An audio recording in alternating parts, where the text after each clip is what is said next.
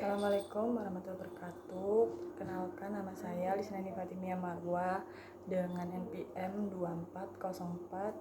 240410101155. Saya dari program studi Administrasi Publik UPN Veteran Jawa Timur. Di sini saya akan menjawab jawaban evaluasi akhir semester dari dari mata kuliah teori administrasi negara. Saya akan menjawab pertanyaan yang pertama. Soalnya yaitu analisis secara komprehensif mengapa kasus COVID-19 di Indonesia menggunakan konsepsi networking governance, dan jelaskan apa saja aktor yang terlibat dalam pelaksanaan, apa peran dari masing-masing aktor, hambatan apa yang muncul, dan model networking apa yang dikembangkan dalam tata kelola COVID-19 di Indonesia ini. Saya akan menjawab persoalan pertama. Jadi, pengelolaan kasus COVID-19 ini di Indonesia mengadopsi konsep networking governance untuk menangani kompleksitas pandemi melalui jaringan kolaboratif antar aktor, bukan hanya hierarki pemerintahan tunggal. Nah, pendekatan ini melibatkan interaksi horizontal dan vertikal antara pemerintahan pusat, pemerintahan daerah, dan swasta, serta masyarakat sipil. Nah, adapun aktor-aktor non-manusia seperti teknologi guna mencapai sinergi dalam pencegahan, pengobatan, dan pemulihan ekonomi. Analisis ini menguraikan aktor, peran, hambatan, serta model-model jaringan yang dikembangkan berdasarkan studi kasus empiris. Yang pertama, saya akan menjelaskan tentang aktor apa saja sih yang terlibat dalam fenomena ini. Aktor utama yang mencakup pemerintahan pusat yaitu Kementerian Kesehatan, Satgas COVID-19, serta ada pemerintah daerah yaitu gubernur, bupati atau wali kota, kepala desa, sektor swasta yaitu perusahaan UMKM, masyarakat sipil yaitu organisasi relawan, tokoh agama, TNI atau Polri, serta aktor non manusia seperti platform digital yaitu platform Peduli Lindungi. Nah, di tingkat lokal seperti Desa Pakaba, aktor ini meliputi ada kepala desa, tokoh agama, aparat kepolisian, dan tenaga kesehatan untuk sosialisasi protokol. Pemerintah mendominasi, tetapi swasta dan civil society melengkapi melalui donasi dan solidaritas.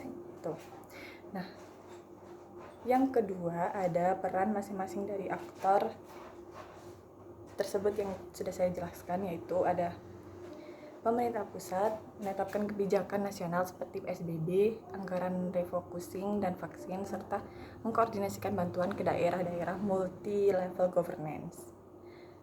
Terus pemerintah daerah yaitu menyesuaikan implementasi lokal seperti tracking dan karantina, sementara swasta menyediakan stimulus ekonomi bagi UMKM dan relawan medis. Nah, masyarakat sipil di sini berfokus pada solidaritas seperti pembagian bantuan dan edukasi protokol kesehatan dengan teknologi, yaitu memfasilitasi deteksi dini dan distribusi informasi. Di sini ada tabelnya yaitu ada aktor pemerintahan pusat, peran utamanya mengkoordinasi nasional serta anggaran, dan contoh kontribusinya menjadi Satgas COVID-19 dan refocusing APBN.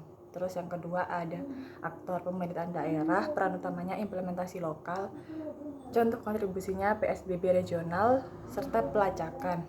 Nah, yang ketiga ada aktor swasta atau UMKM, peran utamanya stimulus ekonomi, contoh kontribusinya ada donasi dan memproduksi APD COVID itu. Terus ada contoh yang keempat, aktornya masyarakat sipil, peran utamanya menjadi solidaritas masyarakat, contoh kontribusinya menjadi edukasi dan menjadi relawan COVID-19. Terus yang terakhir ada teknologi, yaitu mempunyai peran utama menjadi aktor non manusia dan contoh kontribusinya untuk aplikasi penelusuran berbagai data. Jadi di sini ada aplikasi Peduli Lindungi itu untuk mengetes apakah kita terjangkit penyakit COVID atau tidak gitu. Saya akan melanjutkan pemaparan hambatan-hambatan apa saja yang muncul di fenomena ini. Jadi hambatan utamanya meliputi ego sektoral antar lembaga menyebabkan koordinasi lemah, kesenjangan digital di daerah pedesaan dan menghambat e-governance, serta rendahnya kesadaran masyarakat dan resistensi perubahan. Nah, di Surabaya sendiri, stagnasi budaya organisasi dan manajemen koordinasi yang buruk dapat memperburuk respon. Sementara konflik kepentingan antar anggota aktor daerah seperti Dinas PU versus Dinas Kesehatan menimbulkan ketergantungan tinggi dan menciptakan kurangnya standarisasi eksekutif, juga dapat menciptakan jarak dengan masyarakat gitu. Lanjut, yang terakhir adalah model networking yang dikembangkan. Di sini ada model utamanya ada collaborative governance dengan nilai konsensus, orientation, collective leadership, multi-way communication, dan resource sharing yang ditetapkan melalui gugus tugas COVID-19 untuk sinergi multi-level. Nah, aktor network theory atau ANT menekankan peran teori sebagai aktor penghubung pusat, daerah, UMKM, pendidikan. Sementara network governance tingkat lokal seperti kolakarigensi melibatkan stakeholder horizontal untuk layanan kesehatan. Di POSO daerah, model mencakup kondisi awal, desain kelembagaan, kepemimpinan, dan proses kolaboratif meski ada hambatan. Nah, model ini prioritas stabilitas ekonomi sambil meminimalkan penyebaran. Tuh. Lanjut soal yang kedua.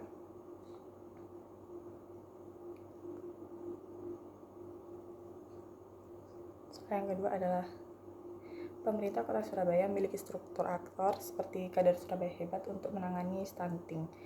Analisis dengan paradigma New Public Governance. Bagaimana caranya program kader Surabaya Hebat menerapkan gagasan paradigma tersebut dan kira-kira apa saja hambatan yang muncul dalam penerapan program kader Surabaya Hebat tersebut. Di sini saya akan menjawab. Lanjut pertanyaan yang kedua.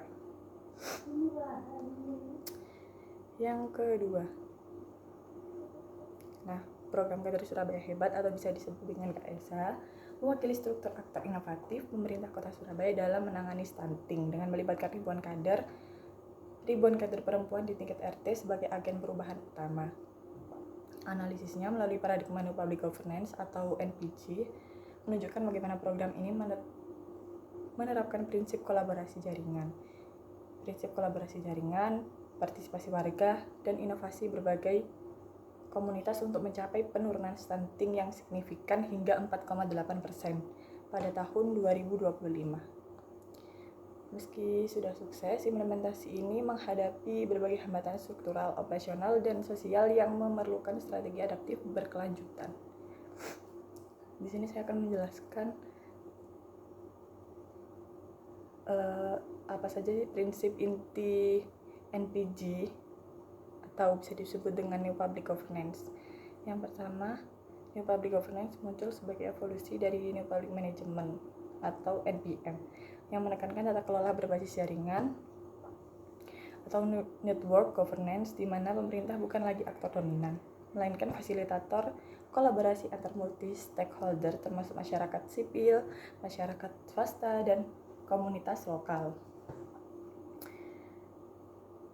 Prinsip utamanya meliputi yang pertama, kolaborasi horizontal untuk shared governance, dan yang kedua, partisipasi aktif masyarakat dalam co-production layanan publik, dan yang ketiga, ada desentralisasi dan fleksibilitas pengambilan keputusan, yang keempat, orientasi outcome berbasis nilai publik seperti keadilan dan inklusivitas, serta yang kelima, yang terakhir, adanya inovasi melalui relasi saling ketergantungan atau interdependency.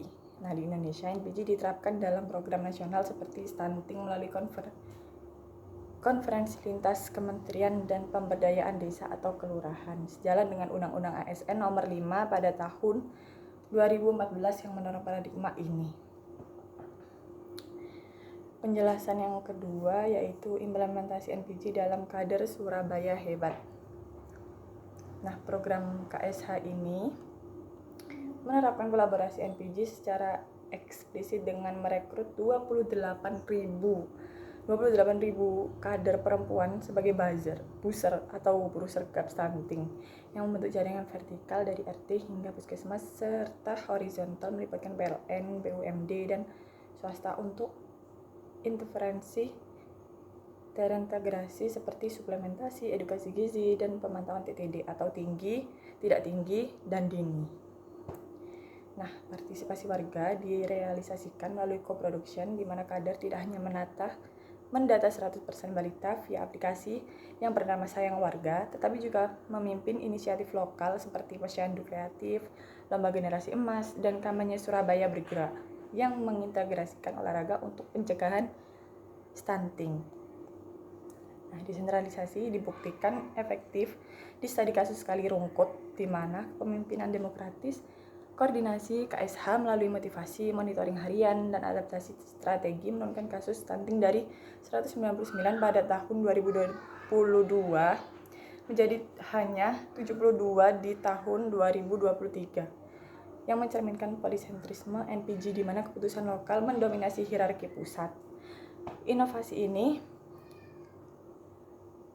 teknologi seperti ini, dashboard KSH real-time mendukung akuntabilitas jaringan, sementara sinergi lintas sektor antar swasta, pemerintah, dan masyarakat, yaitu mewujudkan interdependensi untuk outcome bersama Surabaya capai peringkat terendah stunting nasional.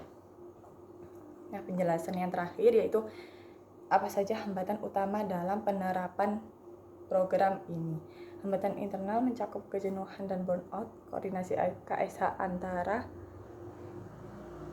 akibatnya yaitu beban kerja tinggi, pendataan harian, kunjungan rumah, dan koordinasi multitim yang menurunkan motivasi dan komunitas, serta di kelurahan padat penduduk seperti Rungkut.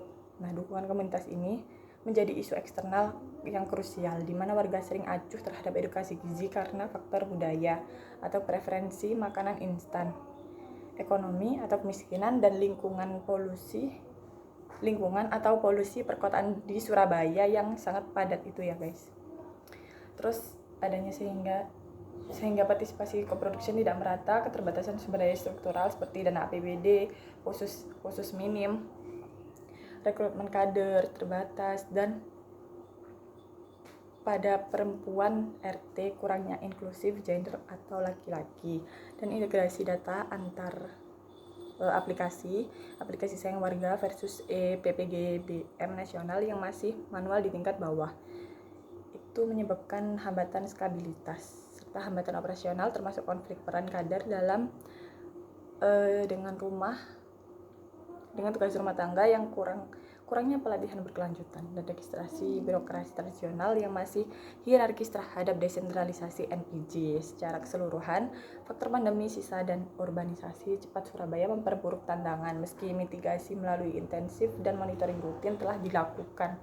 Jadi masih memperburuk gitu.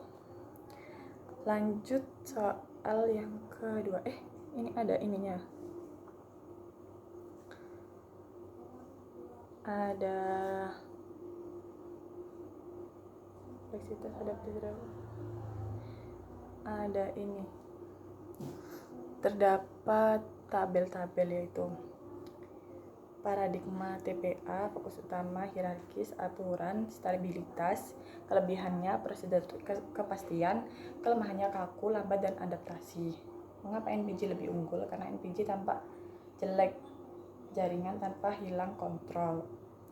Yang kedua, paradigma NPM, fokus utamanya efisiensi pasar kinerja, kelebihannya inovasi, biaya, kelemahannya fragmentasi, korupsi, desentral. Dan mengapa NPJ lebih unggul? Karena efisiensi penggabungan NPJ dengan nilai holistik publik.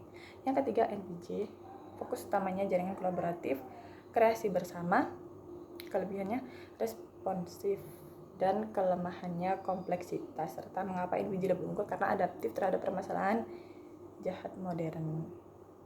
Tuh, saya akan menjawab soal nomor 3. Saya bacakan.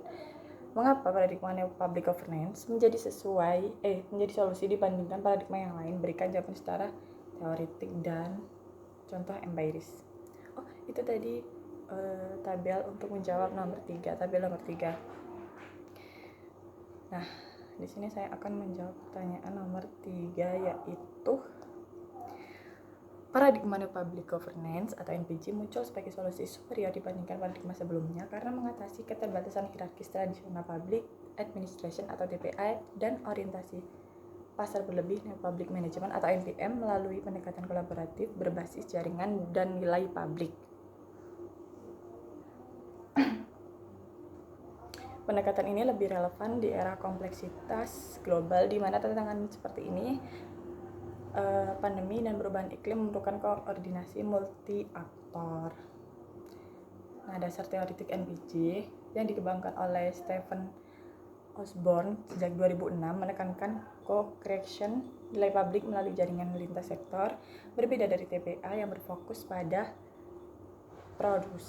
prosedur birokrasi Weberian dan NPM yang menghadapi prinsip bisnis seperti kompetisi dan pengukuran kinerja.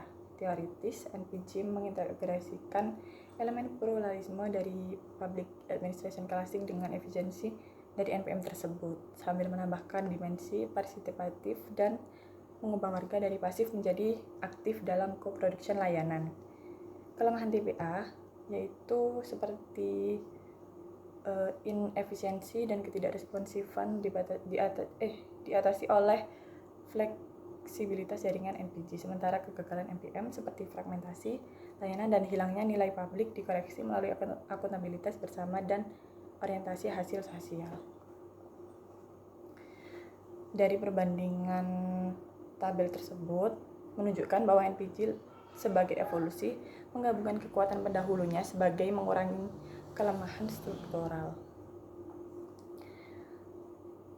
Kelebihan utama dari NPG yang pertama, kolaborasi lintas batas, yaitu melibatkan pemerintah, swasta, dan masyarakat sipil untuk solusi inovatif, kontras dengan isolasi TPA atau kompetisi NPM. Yang kedua, orientasi nilai publik, yaitu memprioritaskan dampak sosial jangka panjang, menghindari short termis NPM yang sering gagal di negara berkembang. Yang ketiga, partisipasi demokratis, yaitu warga bukan pelanggan NPM tapi co-producer serta legitimasi dan keberlanjutan. Nah, yang terakhir ada adaptasi digital, mendukung e-governance dan platform kolaboratif untuk transparansi real time.